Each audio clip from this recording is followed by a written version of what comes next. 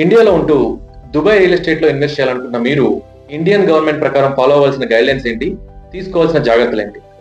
Investment చేసే ముందు మీరు మీ చార్టెడ్ అకౌంటెంట్ కానీ మీరు ఏ బ్యాంక్ అకౌంట్ ద్వారా అయితే దుబాయ్ లో ఉన్న డెవలపర్ కి మనీ ట్రాన్స్ఫర్ చేయాలనుకుంటున్నారో ఆ బ్యాంక్ ని సంప్రదించి FEMA foreign money exchange act formed in 99 దీనిలో ఉన్న LRS స్కీమ్ ద్వారానే మీరు ఇన్వెస్ట్మెంట్ అనేది చేయాలి. LRS liberalised remittance scheme.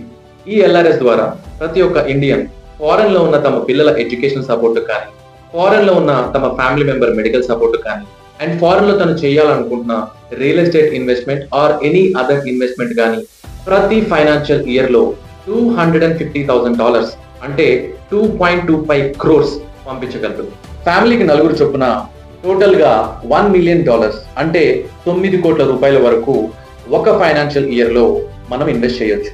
దీనికి కావాల్సిన సపోర్టింగ్ డాక్యుమెంట్స్ ఏంటంటే, మీరు ఏ డెవలపర్ దగ్గర అయితే ప్రాపర్టీ కొంటున్నారో ఆ డెవలపర్ ఇచ్చే sales offer, reservation form, sale purchase agreement, వీటితో పాటు మీ పాన్ అండ్ ఆధార్ కార్డ్ తీసుకొని మీ బ్యాంకర్ దగ్గరికి వెళ్తే మీ బ్యాంకర్ ఈ డాక్యుమెంట్స్ వెరిఫై చేసి ఆ డెవలపర్ ఎస్క్రో అకౌంట్ కి మనీ ట్రాన్స్ఫర్ చేస్తారు.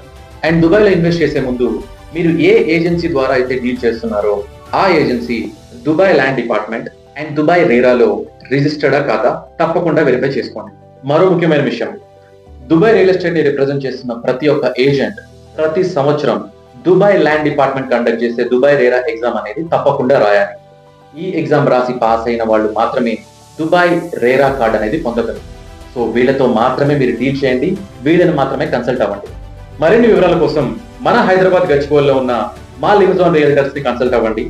We are here to help you with your Dubai real estate investment journey. All the best.